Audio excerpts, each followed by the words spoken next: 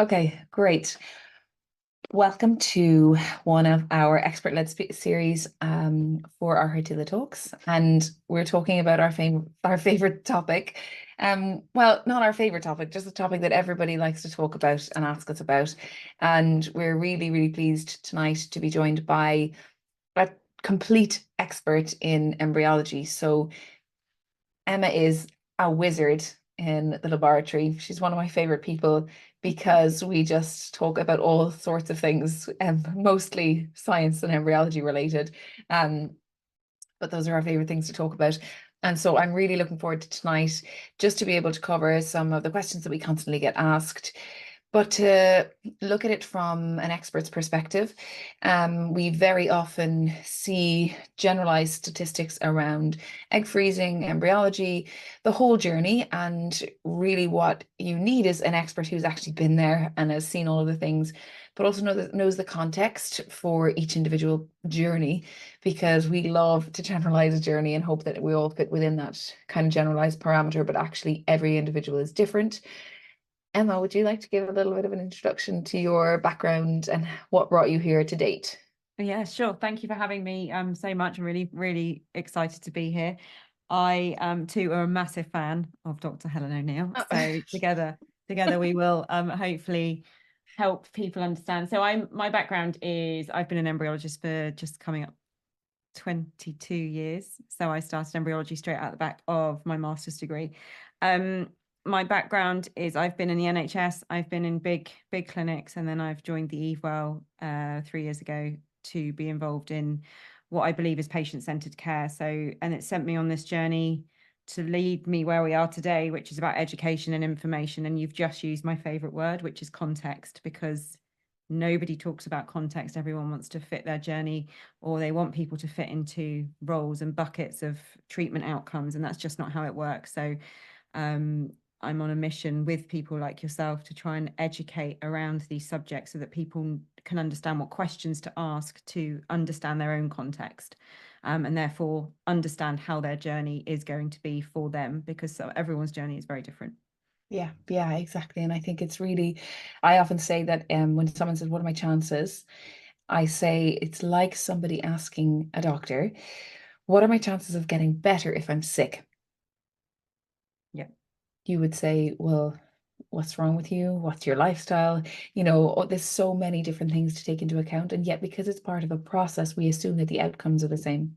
Yeah, absolutely. Admittedly, Emma, I thought your favorite word was the different C word. Not this evening. Okay, great. We'll get started. I'm only trying to lighten it up. Awesome. Let's start with age and fertility, because unfortunately, this graph, or fortunately, this graph is the graph that really inspired me and led me and stressed me into forming Hertility, because I found it so depressing to look at where 30 was and to see just such a drastic decline. And I found that really stressful, not knowing where I was on this graph, but knowing that in my 30s, I could be anywhere from, okay to really not so okay. And it's an unhelpful and scary statistic that 86% of our egg reserve is gone by the time we're 30, especially when we start with, all the eggs we'll ever have. We're not exactly going to be fertile as a fetus. And yet this steady decline really does differ for different people. So some people can easily get pregnant at 40, other people struggle at 20 or 30. And so for me, it was about knowing what my own individual risk was, but also trying to create something that gave me answers and gave everyone I had conversations with answers about what their individual chances were. So we tend to think that because we ovulate once a month and we lose we're losing one egg, but actually every menstrual cycle you lose about 1,000 eggs. It's just that one of them is lucky enough typically to be matured and released. And so when we look at this graph, it's actually very interesting to see that we can actually measure relatively with a very good surrogate marker anti-Müllerian hormone, and that is produced by each of the follicles within your ovaries, and so gives us a rough idea of, gives us a rough idea of our ovarian reserve. So the next chart is exactly that, but this is mapping our AMH over time. So your anti-Müllerian hormone, as I mentioned, is produced by the follicles within your ovaries. And so this is a nice indicator of how fertile we might be or how many eggs we have. AMH is not the be all and end all, and we're going to talk at length about this. But it is a good indicator for two things. Very high AMH is a very good indicator for PCOS, or polycystic ovarian syndrome. As you can imagine, with polycystic ovaries and polycystic ovarian syndrome, when we say polycystic, really they're not cysts. It just means that the appearance on an ultrasound looks like they're cysts, but really these are follicles, and poly means many. So when you have the appearance of many follicles within your ovaries, or you're polycystic, as you can imagine, each of these would-be follicles produces AMH, and so you have extremely high levels of AMH if you have PCOS. Very low levels, on the other hand, especially at a younger age, can indicate premature ovarian insufficiency, or POI. And so really it does give us, especially within the extremes, an idea of pathologies, whether you have PCOS, whether you have POI, and definitely a good indicator now we're seeing through lots of data on IVF cycles of an indicator of how well you might perform through IVF. In the general population, we're only starting to learn data about this now. We still don't really know, how many people have higher or lower levels of. We had a member from our team joining. Hi, Charlotte. Thanks for making everything go smoothly. We have higher or lower levels, but we actually only really have data on currently. Hopefully, Hertility are going to have some data soon on what baseline and general population levels of AMH are and how easily people get pregnant. But remember, your AMH and your ovarian reserve is only 50% of the fertility equation. It always relies on another parameter, which is the sperm. The biggest parameter that I think is overlooked when it comes to our fertility, our egg health, our ovarian reserve, are all of these different factors: our exercise, our stress, our nutrition, smoking, alcohol, different conditions. All of these really do impact our ovarian reserve, our egg health, our overall health. We really can't isolate the elements of our health. If something is impacting one part of our health, it is going to impact all of our health. And so we know that our whole endocrine system is a very delicate and finely tuned balance. So any one of these things that can actually make any one of your hormones out of range can actually really impact your chances of a successful round of IVF, successful round of egg freezing, or just a successful conception journey. If you haven't yet read our reproductive report, which we looked at 325,000 women and their lifestyle behaviors, what we published was that vaping also, and not just smoking, can significantly reduce your ovarian reserve. So it's really so worth, especially given how much money egg freezing costs, it is really worth investing in your preconception health prior to undergoing an egg freezing journey. I cannot stress enough that you, in 3 months of you trying to remove as much stress as possible, improving your nutrition, removing smoking, alcohol, vaping, drugs from your life, it could mean the difference between you having to pay for another round or not having any successful or quality eggs. So this is probably the most worthwhile investment that you can make, is the 3 months at least prior to your journey. So Emma, do you want to talk us through the egg freezing journey and why at Hertility, we want everyone to understand their own ovarian reserve, understand what their own risks are, and make this decision only from an informed aspect, not just do it because somebody else is doing it or everybody's talking about it, but to do it if you feel comfortable and ready, and this is a definitive decision. And that's why we give people the opportunity to start their journey with a Hertility test, to get to know all of your hormones and to get to know your ovarian reserve in the context of all of the other parameters that we ask about in terms of your health assessment. So that essentially is where we hope you would start with the fertility test, because otherwise, if you go to the fertility clinic, they're going to just measure your AMH and it will be much more expensive. So it is definitely worth starting any egg freezing journey with fertility. And then hopefully, if you're in London, we can refer you to the Evewell. Yeah, so the really good place to start is what you've just said, is to have some sort of idea of your own reproductive health, which obviously you then follow up really, really nicely with what that could or couldn't mean. I think then coupled with what we would do, which is a consultation, we're very happy to take the fertility blood test. We won't make you do them again. We will do a scan to make sure that all those hormone levels are matching up to anatomically your uterus, your ovaries, make sure everything structurally looks okay.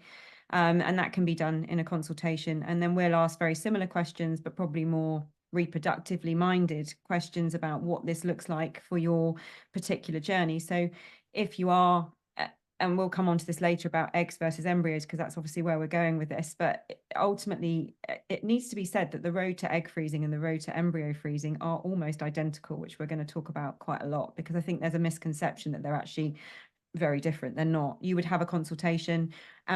In that consultation, you would get a treatment plan and make a decision about, what your particular circumstances look like.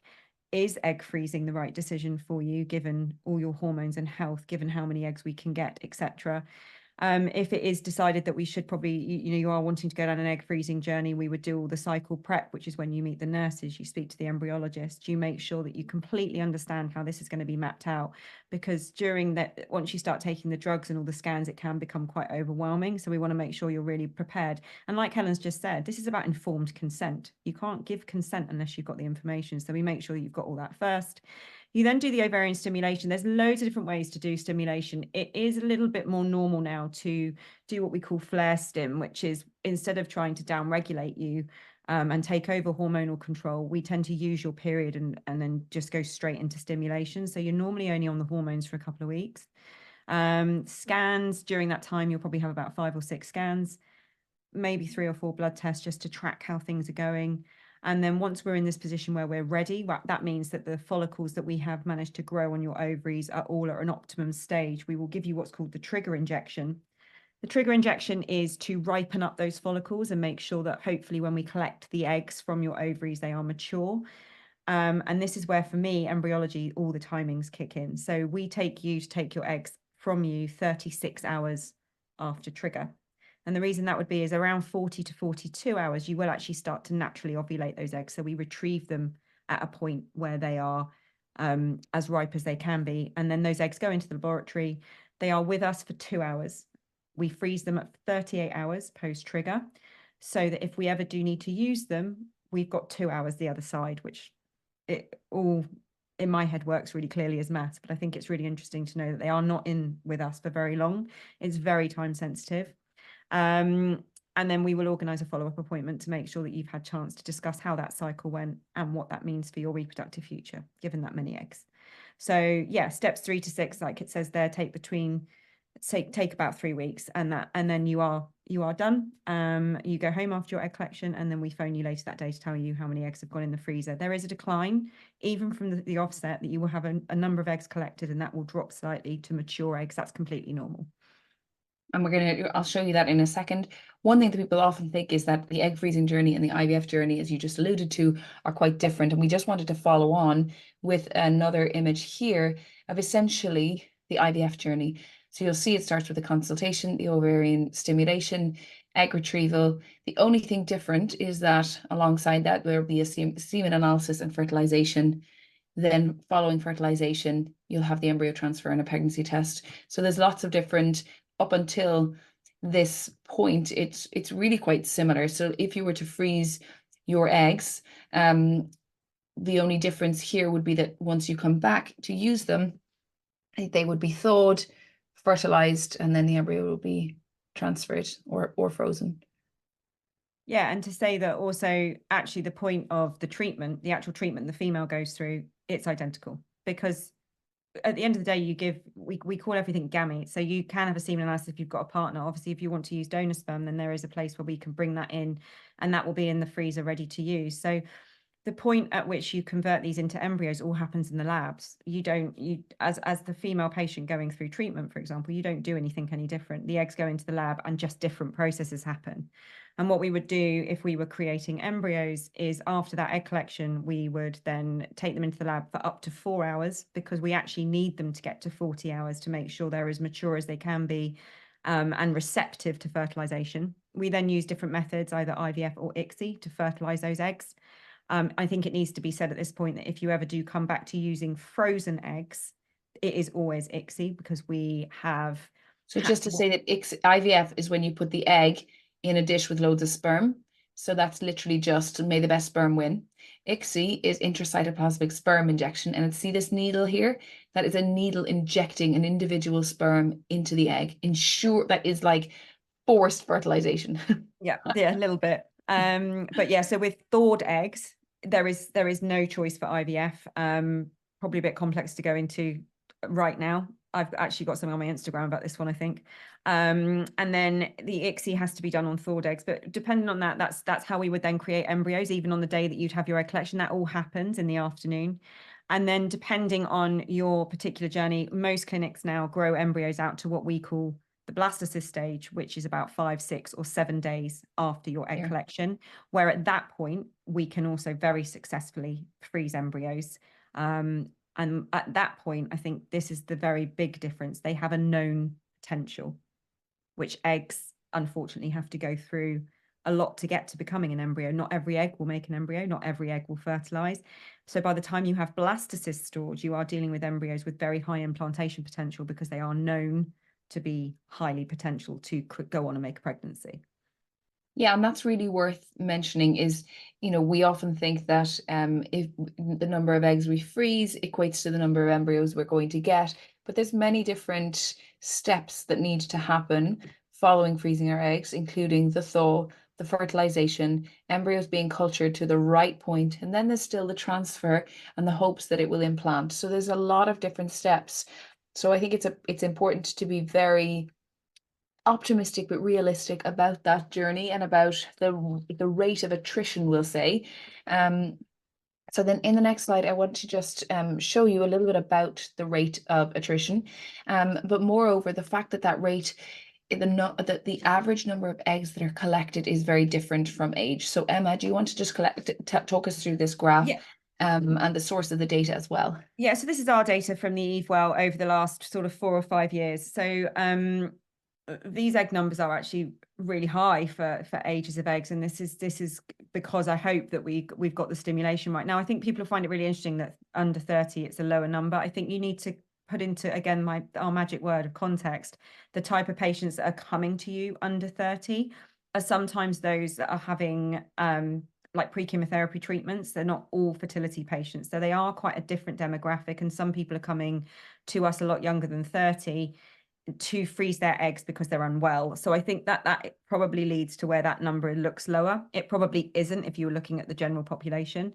I would say that actually 15 to 17 eggs is probably quite average for everyone under the age of 30, 31, 32. But what you can see is actually as the AMH does decline with age, we are then, and the ovarian reserve declines, it literally leaves us with less eggs or follicles on your ovaries to stimulate. And what you actually see is a decline in the eggs you can retrieve from a woman as they get older. And it's incredibly clear. So these are just average. Yeah, so this is over the last 5 years, average egg numbers over probably about 3,500 egg collection cycles. And has this been stratified for PCOS and non-PCOS? No, this is just numbers. So this is literally, there's no other demographic to this than me trying to be very crude about the age decline and the fact that there is always going to be a 42-year-old that gets 15 eggs, but the averaging out is that the number overall is much lower. It would be interesting to see it if you remove PCOS patients, because they probably falsely elevate some of these numbers as well. Absolutely. 100%. Yeah. But it's good to get an idea. And what I found very profound in being in the fertility clinic and with you guys when we're doing research or whatever, is that kind of moment where, it's such technically it's like 30 minutes where you're mildly sedated and there's a probe that is put in, and we should probably talk about that as well. So you're mildly sedated. Yes, your legs are in the dreaded stirrups, but there's an ultrasound guided needle that will go through and aspirate each of the follicles under the ultrasound. And then those are collected into tubes and they're passed through the hatch to the wizards. The wizards. The wizards in the lab. And there's something quite profound about that moment because you are being handed this vial, you pour it out and you're looking under the microscope and you're actively counting. And then you'll announce, how many were in each time. Yeah. And sometimes it can be quite, exciting. Sometimes it can be quite harrowing because each time it's like nothing, nothing, nothing.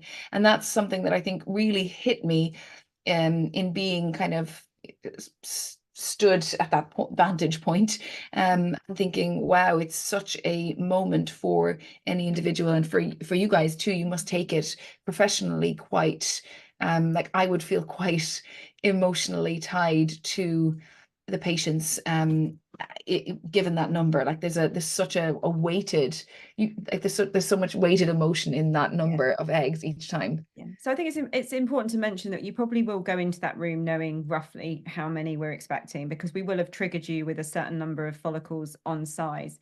And to be honest, most of the time we're within a couple of, like, a number between those, that it's not one or two out normally from the follicle numbers. But there are times where it's sometimes they're just not coming, and we don't always know why, and we get less than we want to, or sometimes we get more than we're expecting, and sometimes we get more, and then that really inflates patients' expectations. But when you get them into the lab and they're not mature eggs, that brings it all back. So it's about managing expectations, but most people will actually be sedated to the point where they're asleep. I very, very, very rarely have anyone literally make a sound during this procedure. It's incredibly quick, and most people have left the building within an hour and a half of having this done. Okay, great. Probably good for probably the best night's sleep you've hour and a half sleep you've had. Yeah. Okay, great. I'm gonna just show the next slide, which again is this egg freezing funnel. Once those eggs have been collected, as we say, there's a natural rate of attrition. So this is again this is an average data that you have collected from your own clinical experience, depending on an average of 12 eggs collected, what you would see. Yeah. So you'd see 12 eggs. So that I always play a scenario of sort of 10 or 12 eggs, just to give you some realistic expectations. From 12 eggs in a good collection, we would expect maybe 9 or 10 of those eggs to be mature. This is if they were, so these 12 eggs were collected, and then we would have frozen 9 of them. We wouldn't have frozen all 12, because you freeze mature eggs. And I think this is the point of this slide, was to try and show that actually from those 9 eggs, you've got to have an attrition rate for cell damage. Eggs are a single cell. They are incredibly full of water, and the largest cell in the body. Largest cell in the body. And they are incredibly vulnerable to freezing damage. Because they're full of water, what we're trying to do is freeze them without ice crystals forming, because ice crystals equal cell death. And the problem with an egg, which is a single cell, is that if you lose one cell, you've lost the whole thing. So there is between a 10 and 20% drop off in eggs collected, and eggs that will survive that thawing process by no fault from anyone. They are just incredibly vulnerable to freezing.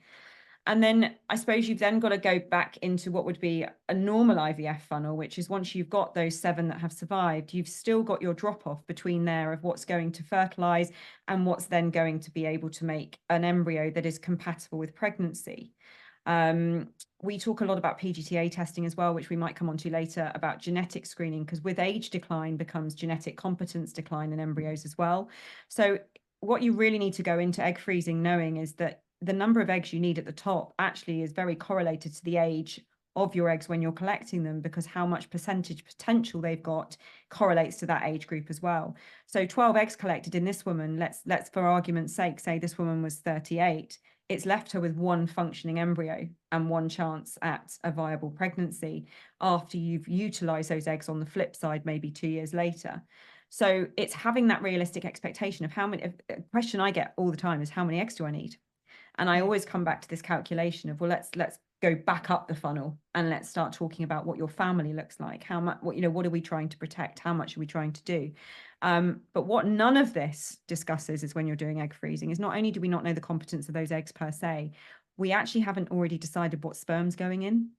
And sperm is 50% of an embryo. So if you do meet someone that you want to fertilize these eggs with, and they've got an incredibly poor sperm count, that's going to knock the funnel even narrower. So I think all of these things, again, context, it's a lot of it's unknown, but it needs to be said that these amount of eggs do not equate to this amount of embryos that are going to create a live birth. And that's why egg freezing is unfortunately such a gamble. It's such an unknown, and it's such a frustrating part for women. But I mean, I suppose we'll probably go on to this, but the pros of egg freezing is they are yours.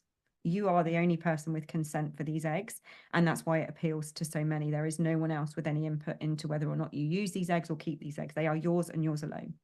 Yeah, and I think that that's a really important point, and it leads me on to one of the most frequent questions I get asked, and I'm sure you do too, which is, am I better? Or they say, I have been told that freezing an embryo is better than freezing an egg. Should I freeze embryos instead of eggs?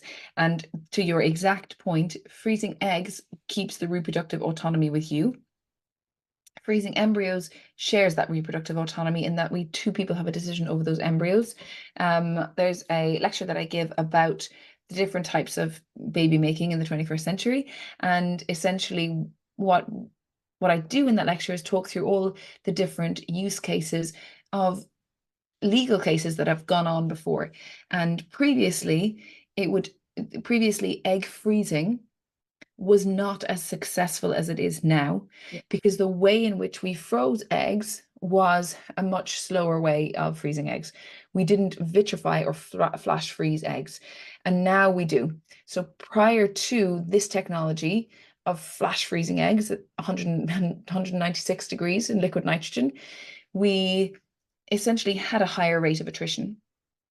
And so there is still quite a lot of narrative around how freezing eggs isn't as viable or isn't as successful as freezing embryos. But actually, if you were to compare frozen eggs versus fresh eggs, they probably perform as well, correct? They do now. I think Yeah. it also needs to be said that the data we're getting on frozen eggs is 5 years out of date, because most of the people coming back to use their eggs take an average of 5 years to come back to use their eggs. And also only ever 30% of the people that froze their eggs are using them. So we've got a 70% piece of data that we will always be missing. We will always be missing the whole story of all the eggs we froze, but also the delay in what we're getting is people coming back to use those eggs 5 years ago. Even in the last 5 years, things are better and eggs do tolerate everything better. But what the data that people are seeing published is it's out of date.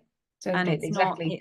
it isn't, so I tend to use this funnel in what I would expect them to do now, because I think that gives you reproductive choices and now based on what we obviously do quite a lot of research in when we're training and stuff, and we're trying to look at how eggs survive and stuff. So we know now what they survive like, because we work with them quite a lot more.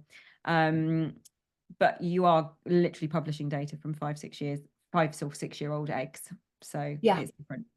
exactly. But I mean, the extreme case that I'll give that led to legislation really being put in place with this was somebody who was going to be going through treatment for cancer treatment. So she and her then husband went through this process so that she could preserve her fertility prior to any treatment.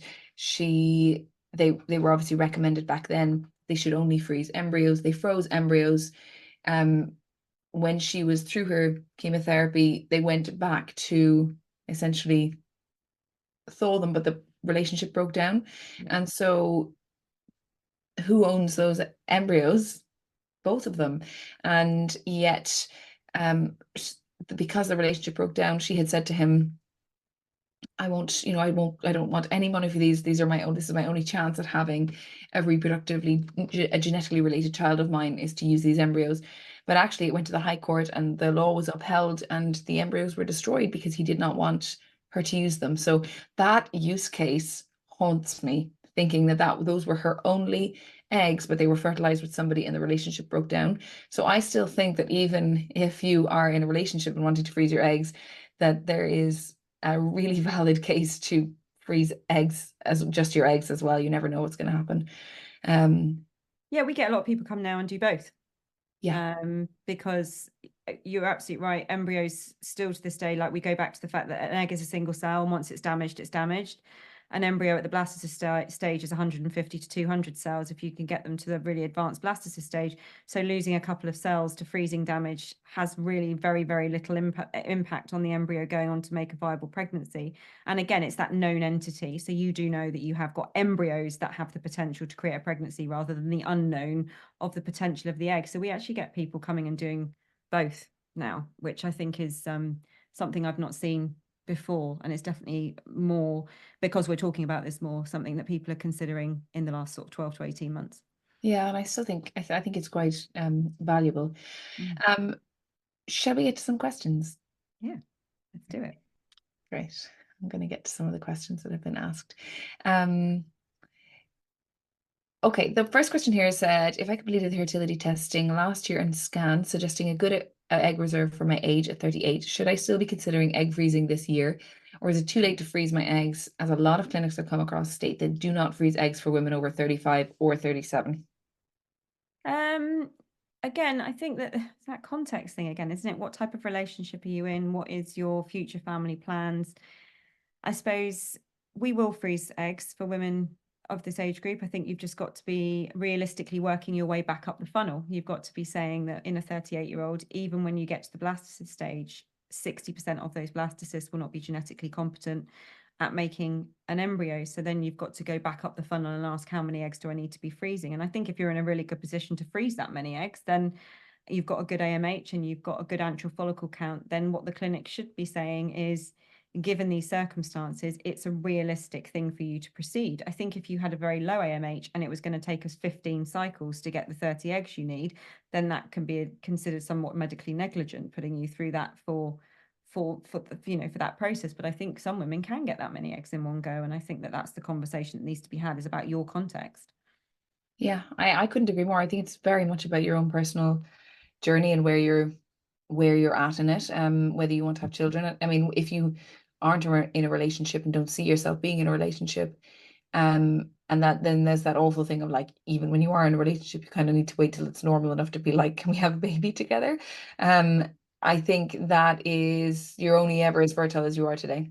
And I do think that the unfortunate thing about getting older is that it's not about just the number of eggs, it's about the quality of eggs. Eggs are no different. Egg elasticity and their ability to divide into, multiple cells to form an embryo, I think is like thinking of your skin elasticity. Some people have lots of wrinkles young, and they have the same type of difficulties with egg segregation. So you need the chromosomes to divide evenly, and as we get older, that division of the chromosomes doesn't happen as well. So you get an increase in the number of or eggs that you have that really have an incorrect number of chromosomes. So that's worth bearing in mind as well. There is a question asking about AMH decline with contraception. Can AMH decline with contraception? Yes, contraception suppresses your AMH, but only temporarily, so it can come back off. That's why we always recommend that you come off your form of contraception and then do the fertility test 3 months later, just to give your body that washout period and just to get your, antral follicle count a little bit more up. We don't know whether it can impact the number of eggs you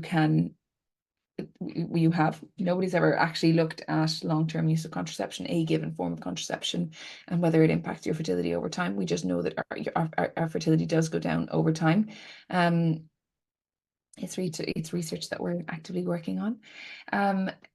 Interesting question relating to PCOS, how PCOS affects the egg collection process. It doesn't really. It doesn't. It just makes it really busy for me, because they come out in groups. So there'll be so many follicles that instead of us draining one follicle at a time, we will drain 4 or 5 follicles at a time. And then there'll be 5 eggs in each tube. So it's quicker. You'll keep me on my toes, but that's the process itself is still just as quick. It's just how quickly we get through it. And actually the lengthy bit is the embryologist finalizing the procedure and counting the eggs. It's not any different on a medical front. Okay. There is a question here about cost. What's the cost each year to keep your eggs frozen, and what happens in the worst case scenario? You lost your job or had financial issues after they were frozen. So it's 300, and between most clinics, it's between 350 and 450, I think, annually, off the top of my head. I don't know every £1 a day. £1 a day. £1 a day. That's a good way of putting it. Yeah, I think it is something between £3.50 and £4.50 most clinics charge for anything, for sperm, eggs or embryos. It's an annual storage fee to allow us to keep our tanks topped up full of liquid nitrogen and all the costs that go around that. What would happen if you lost your job? I suppose that would be a very big conversation to have with your clinic, and most clinics would be very compassionate and allow payment plans of some description, I would have thought. Yeah. Yeah. I've had people call me up and say, I forgot to pay. Will they have gotten rid of it? And I'm like, No, they we won't. We're can't not do that. actually legally Not allowed allowed to do it. to, yeah, so we're not legally allowed to get rid of eggs just on the day that you haven't paid. We are actually, there is processes in place to allow people to have some grace period. We are allowed to discard eggs and embryos due to lack of payment, but it normally takes sort of a 6 months chasing period and stuff like that. So it's not an instant thing, and we always, always, always try and actively get consent so that someone knows that something's being discarded. Okay. Yeah, that makes absolute sense. This is quite a particular case, but I'm going to answer it. I'm going to ask it. Usually we don't do individual particular cases because we want it to be relevant to everyone. But given that there is time urgency on this one, current partner is on egg transfer process. Mhm. Last update was 7 mature eggs.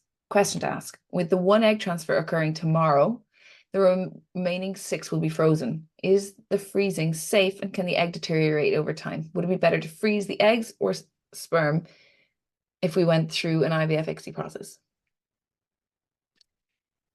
I'm presuming if there's a transfer going on, we're It's talking a about fresh I think it's a egg. fresh embryo transfer. You don't transfer eggs Yeah, back it's into a the fresh body. embryo. So I think these are embryos. And then the question you raised there are really difficult, because I come back to our word of where are the embryos in their process of being developed? Are they day 3? Are they day 4? Are they day 5?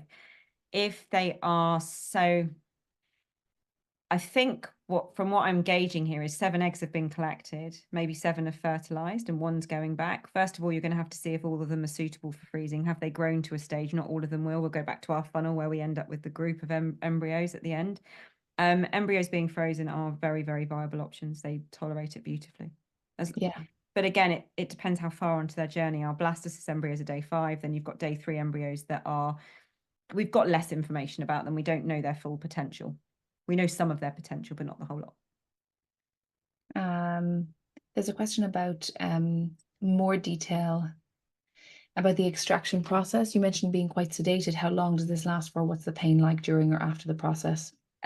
This is very, very personal. Most people, I would say easily 90% of people that I see are sedated to the point where they will not remember it. They're not awake at all. No one speaks to me during an egg collection. They are very much asleep, but it's not a general anesthetic anymore. Since COVID, we have moved to heavy sedation.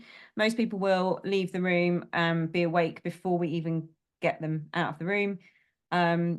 Tea and biscuits, pain relief if you need it, very similar to period pain from what I've been told. Obviously, if you've got medical issues around your ovaries like endometriosis and stuff like that, that can make it a little bit more painful, but there will be pain relief given to you. 98% of people walk out the clinic within an hour and a half and go home. Walk without any issues at all. It's not, from what I've been told, it's a bit like having a crampy period pain. And it's just a normal transvaginal probe. It's a vaginal probe. Again, you would have had, by the time you get to an egg collection, that's something you would have experienced several times during the scanning process. It's exactly the same scan machine. And then we use a needle guider to go through, and it goes through the side of the vaginal wall, which is actually incredibly thin tissue. And the ovaries sit around the base of your pelvis, so they're really easy to access. Okay, I like this question. It says, there is some messaging that says you should freeze your eggs as young as possible, e.g. 25 to 30, even if you're not sure you want children, if you're not sure if you want children or not. What do you think? I think that the only reason to freeze your eggs 25 to 30 is you're probably going to get more in one round than you will when you're older. But actually, reproductive decline, from my perspective, in regards to embryos, I certainly don't see that until you hit your mid-30s in regards to the outcome of those embryos converting from eggs to embryos to babies. So I think that that's a very difficult question to answer because of the financial implications of freezing your eggs that you may never need to use. I agree. I disagree that everyone should just freeze their eggs. Yeah, so do I. We really push the narrative, which is the opposite to that, which is you should track your ovaries over your calories. So we constantly check the battery of our phone, right? You would actually, in the same way as you would monitor your spending with regards to how much money you have in your account, you'd monitor how much you used your phone if you only had 10% battery and you needed to get home. It's no different to monitoring your egg reserve and saying, how long have I got left and and when do I want to have children? Am I in a relationship? Am I in a position to do that? And for me, it's far more important that we would take into account not just our ovarian reserve, but the change in our thyroid levels, the change in our menstrual patterns, and just be much more in tune with our reproductive health than just saying, I'm going to freeze my eggs because people are saying I should do it. I think it's such an expensive and I it's not hugely expensive, but it is, again, context is key. I disagree that everyone should get it done between 25 and 30. However, if you're a 25-year-old with low ovarian reserve, then maybe you really should monitor between 25 and 30, because at the end of the day, when we look at the global statistics and the global prevalence of infertility, 1 in 6 couples are infertile. So there are a significant number of people in the general population who will have low ovarian reserve or any of the other variables that impact your fertility. So being aware of your own fertility is the number one piece of advice, I would say, not just this blanket approach to freezing your eggs. 100%.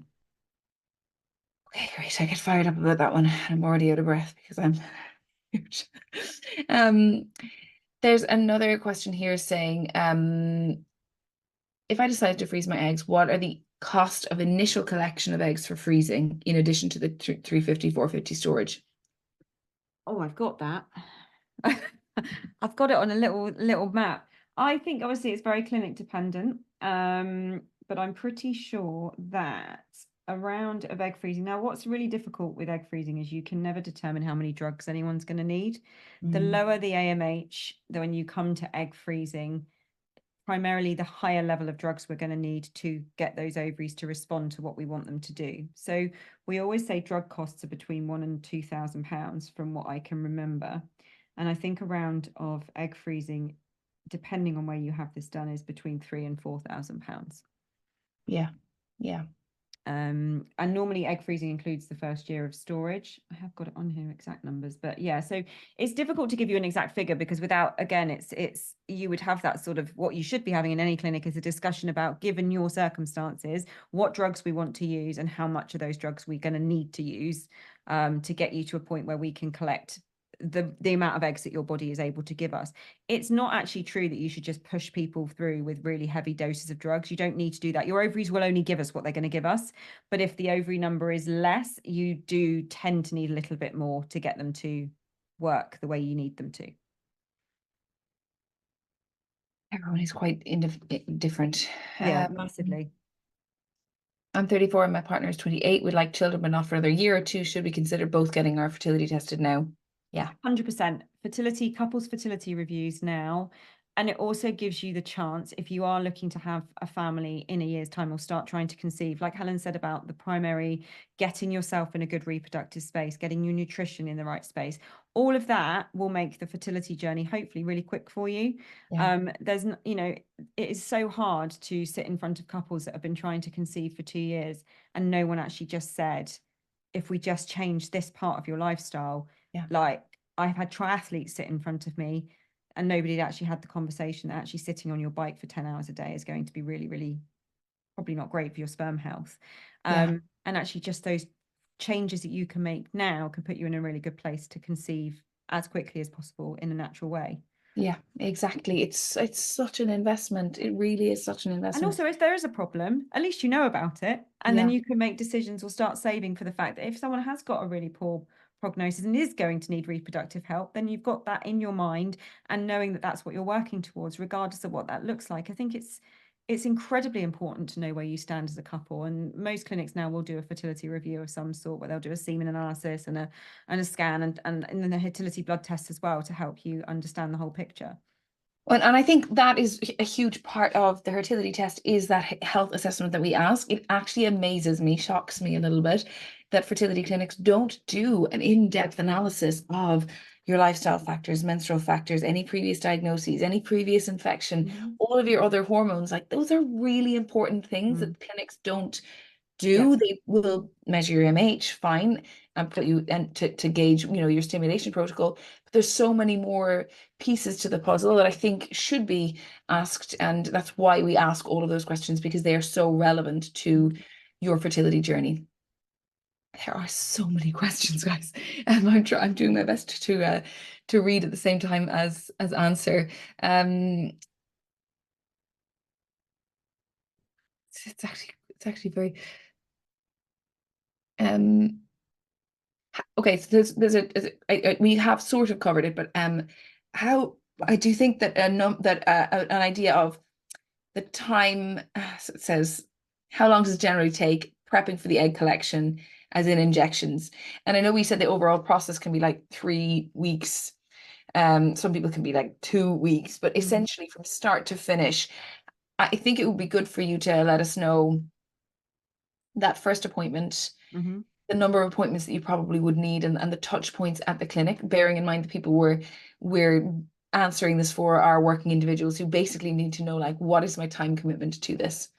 So I think that first appointment is key to this because it might be that they see something on the scan that needs investigating further, and that could be what I like to call it my pause button. So if you see something that's of reproductive investigative need, whether that's as a couple or as a single person, then that isn't stopping the process of you doing the egg collection. It might just be the pause button you need to investigate things a little bit more before we go into the egg collection stage, which should only take those 2 or 3 weeks. So I think that is really key, that you may go in, like with your questionnaire, we will ask questions. And I had a questionnaire come back the other day with, and as you know, I'm a genetics embryologist, and it came up with a genetic condition that the couple hadn't thought was of importance. Well, for me, it is massively important. And then that causes a pause to happen and lots of conversations in the background to make sure counseling's done, or is there investigations that need to be done. So, but once those pauses are over, some clinics will have a waiting list, and that's important that you know that when you go into the clinic. What is their capacity, and do they have a waiting list? For example, we don't. So if you were in and everything looked fine, you, for us, would start on your next bleed. So I have known people to come in on, say, a Thursday, and their bleed's been on the following Monday for their period. And within 2 weeks of that bleed, we're at egg collection. So it can be incredibly quick if there's no pause, if there's no need for counselling, because sometimes there is. If you're using donor sperm, there's always a need for counselling. There's lots of reasons we have counselling involved. But once you remove the pause, it is incredibly quick, unless, for example, in certain circumstances, you need a long protocol. I'm not a clinician, so I can't go into it. So sometimes a long protocol will start in the cycle before you have your eggs collected. And if that's the case, that will be a 6-week process. But we don't use them very often. So again, that's very personal to what protocol you need will be discussed with your doctor. But most of the time, it's quick, really quick. And I suppose your commitments to the clinic would be that initial consultation. A lot of that can be done video calls now. COVID did wonderful things for our ability to actually Just allow talk to people people. to not come in everywhere all the time. And then you would have your 3 or 4 or 5 scans, and that's over those 10-day period, and then the egg collection, and that's it. There's a few questions here, a little bit of maybe confusion around the egg and embryo freezing. So one is asking if it's decided to freeze eggs and embryos, is it twice the cost? No. Well, and then the other is it possible to freeze eggs and embryos in the same cycle, or would you need two separate cycles? Depends how many eggs you get. So if you get enough eggs and it's thought of as a promising outlook for you to do both, then yes, you can do both in the same cycle. Again, that takes a discussion, because I would want to know why you're freezing embryos, why you're freezing eggs, and I wouldn't want to downgrade one chance with the other. So there would be a conversation to be had. But yes, if you get enough eggs, then yes, you can freeze both. In response to that question, do you pay twice? You pay twice if it's 2 cycles. If you are freezing eggs and embryos in the same cycle, you would pay for an embryo freezing cost, and there would be an additional freezing cost of about £800 for the eggs. I couldn't exactly give you numbers, but no, it's not double in the same cycle. It would be an embryo freezing cycle where we added on eggs, if that makes sense at the beginning. Because you would pay for the IVF and the ICSI, and you would pay for the creation of the embryos and the growth of the embryos and the development of the embryos, but ultimately the eggs is the easier bit there, because it's not that long, it's not the length. It's worth defining a cycle. Yeah. So a given cycle is that the journey from being stimulated, the egg retrieval, then being fertilized should you wish, then being being transferred, and each one of those embryos that was created, each being transferred, is a cycle. Yeah. So for us, I think a second cycle would require a second round of stimulation where you go through the process again. Yeah. So I think people call frozen cycles a cycle. Well, for me, then I'm not belittling the frozen cycle being any less more difficult emotionally, because it is. But a cycle of treatment to me is when if I said to someone, how many rounds of IVF have you had? It's how many stimulation rounds of egg collection have you had? Yeah. Yeah. Okay, great. Somebody's asked about how good or reliable is storing technology infrastructure. There was an incident earlier this year with another clinic. Storage. Yeah. Okay, so yes, that's been in the press a lot, and I would like to have it on the record that the press have done you all a very disservice in not giving anyone the facts around what actually happened. So storage facilities at clinics are part of our infrastructure, which is governed by the HFEA, which is the Human Fertilization and Embryology Authority. We are inspected annually by the HFEA, and we have to have certain provisions in place to ensure that our storage facilities are safe. That means all my storage facilities are alarmed, they are audited, they are cross-checked, they are filled. So there's lots of steps that we have to do that are overseen by the HFEA that actually happen. The two incidences in the press was on one circumstance where it didn't happen appropriately, and another circumstance that had nothing to do with the egg freezing. It was to do with the media that was used to freeze the eggs was actually not provided properly by the company that make the media. And actually that's where I think it's been really misinformed. It's as safe as it can be. I've got my phone next to me. I'm on call now. I'm on call all the time. If there's an alarm in the lab, I've got temperature thermometers in the bottom of the tanks. If anything was to happen to that temperature, it sets an alarm off that sets off a chain of events, and I get told instantly. I can log in right now and look at all the equipment in the lab. So we are if I could tell you where we were 20 years ago, we didn't even have alarms. We would just have to trust the tanks to do their job. In 20 years, I've never seen a tank fail, in the fact that it just never happened. They're incredibly robust, and we do replace them every 5 years. So it's as safe as it can be. Nothing is foolproof, but we've got everything as clean as we can to make sure that it's safe. Okay, I have been reading questions and trying to collate the different themes, and we have room for a few more. One of the themes is around, I think I frightened everyone by saying your embryos would be destroyed if there was somebody else, if there was a man in the mix. But the questions that have been asked by a few people are, if you use donor sperm, do you still have ownership of those embryos? Yes, you do. Yes, but the donor can withdraw consent. So again, I've never seen it happen, but it needs to be said. Informed consent is informed consent. Now, the difference with donation is if you buy donor sperm and you haven't used it and the donor withdraws consent, you cannot use it, okay? Because you've got nothing that created as yours. When they are your embryos, they cannot then stop you using the embryos, okay? Because you have entered into a contract under donation. So that's quite different to owning donor sperm and owning donor sperm created embryos. So no, they can't stop you using those embryos because it comes under the original contract. Also, I think it needs to be said that even if you are in a relationship and the relationship breaks down and they want to withdraw consent, they can choose to donate them to you and still not have have parental responsibilities. They can choose to become a donor for you, and you can still have a child with those embryos, and then there will be no parental responsibility on the previous relationship side, if that makes sense. That's happened a few times. Okay, the next theme is around, it's a question I've often wondered, and there's no data on this, is does going through stimulation and egg retrieval and all of this process actually reduce your overall fertility? In other words, if you're stimulating somebody and you're taking all these eggs, are you actually reducing your natural chances of conception? I think no, because I think what we actually do is, like you said, you recruit a number of primordial follicles and they are being recruited and then they go under atresia because your body decides to make one dominant, which is the one that ovulates. All we're doing in my mind, and you're right, there's no data for this, but all we're doing in my mind is making them all grow rather than them dying off. So I don't think so. I think that Yeah. So while I would never give a categoric yes or no answer no. to something that there is no data for. Though what I equate it to is you have, remember when I said it showed on the graph, I said we actually lose around 1,000 eggs per month. One of them, we have sufficient hormone that will mature it to become mature.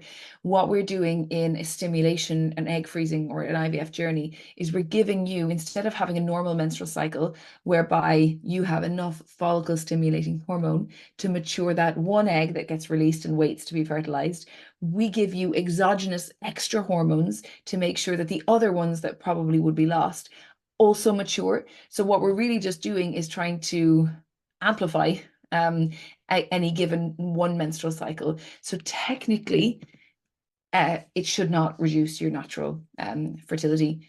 Nobody has really looked at a pre and post and over time. Again, this is all data that we are I don't hoping know how to you come would up with do an it answer. either. I don't know how you would do it because you Well, you you'd can't measure really, somebody's yeah. AMH before their cycle, Yeah. measure it afterwards, Yeah. and then measure it over time. Yeah, maybe. Be So interesting. when we launch our app in July, everybody, please be part of this journey because we can answer all of these questions for the millions of women who have these questions. Can we put that on our list of things to research, please, Helen? Yes. Oh, We yeah. got the list, the It's ticking up list. there. It's up there. Is okay. So is the fertility testing the same as doing the fertility assessment that you mentioned for couples? Yes, it's 50% of that fertility assessment, except when you go to a fertility clinic, earmuffs, and they don't check all of the different parameters of your health.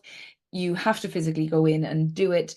Fertility is the most comprehensive health assessment for a female when we're looking across your egg reserve, your thyroid health, your menstrual cycle hormones, your lifestyle factors. We take into account all of those different parameters and write a fully comprehensive report. We've coded over 54,000 clinical scenarios. We've really done our homework on assessing all the different parameters of your fertility. So yes, yes for the female side. Then there was another question about same-sex couples and doing autologous transfer. You actually don't have the same chances of successful implantation if you're using somebody else's eggs as opposed to your own, despite the fact that it is quite a romantic idea that you would swap, correct? So you will have the chances of conception from the embryo that is being created from the eggs they're created from. So if one of the same sex couple is 39 and one is 32, and they use the 39-year-old's eggs, then the challenges a 39-year-old would face are going to be the challenges for the 32-year-old, and the other ones would reverse. So yeah, so we see implantation potential based on egg age rather than uterus age. There is some evidence to say that there's almost like an immune response that Yeah. that has to be taken into account Mm-hmm. as well. And then how does the donor process work? How do you select a donor? How does that fit into the process for embryo freezing in terms of sperm donor? I could be here for the next 45 minutes talking about that. So there's lots and lots of different companies that provide donor sperm. There are a huge amount of questions around donor sperm that we can help with. It is a bit of a minefield, and a lot of it is a lot of personal choice about how much you want to know about the donor. If you want to know more, you will find more from the American donor banks and the UK donor banks. Like I said, I could talk about this all night. Well, given that we're nearly at 8 o'clock, I've just 9 written o'clock. we need to do a webinar, 9 o'clock. We need to do a webinar on, just Yeah. going it alone, choosing a donor. I think that's a Yeah. really good idea for an entire webinar, is how we would Solo talk. mother by choice. There's so much more accessible information out there, and the donor sperm thing, I think, puts people off because it's a minefield. So yes, let's do that, because it is something that there's so many myths around it that we can just bust out and just say how it all works. It's actually very straightforward. I think the emotional going on and looking at a catalogue can be quite overwhelming, but this is where counsellors come in. They're very handy because they help. for anyone whose questions we haven't asked, we do have a fertility advisor call that you can book in with Hertility, which I recommend you doing. We have also so much information on the Hertility FAQs on the website. So please do get in touch if you want to book a fertility advisor call. Our team have so much information around the egg freezing process, all of the different personal questions to you, especially if you do a test first and find out your ovarian reserve. That is really a critical piece of information, your ovarian reserve, your individual health parameters, because it does genuinely inform the urgency of your journey, and it genuinely informs the outcome of your journey too. So I'm so grateful for the many, many people who joined us tonight. The recording will be emailed to all of you afterwards. If you have any questions, please do contact our team and we'll try our best. I tried to get through the number of questions didn't drop below 100. So I'm really trying. I'm out of breath a little bit. Just trying to get through as many of them as possible for as many of you as possible. But we always review all of the questions and we try to see the most frequent trends of questions that people ask, so that we can then send out some more information and we can do some posts on our Instagram. If you don't follow the Hertility Instagram or Emma the Embryologist, please do follow, because at Hertility we have a lot of information about any of the new research that's coming out in general gynecology. Emma the Embryologist gives you all of the detailed practical advice and information around the egg freezing embryo and IVF process. So it's really, it's just an educational and very worthwhile account to follow. Thank you, Emma, for joining and sharing all of your wisdom and experience. I know firsthand that you are the most caring and compassionate embryologist. You care about each individual patient so in such an honorable way, in ways that actually should be a standard, but as we don't witness in every clinic. And it's why we are very selective with who we work with. And we are actually very proud to work with the Evewell, because you guys have such incredible success rates and such incredible support, but very, very impressive embryology team, and the strength behind what you're doing is truly commendable. So thank you for joining me and giving me your evening and your brain. Thank you very much for having me. And we will come back to this. Yes. Yeah. All right. All right. Part one of many different series. Thanks everyone for joining. Take care. Thanks. Bye-bye. Bye.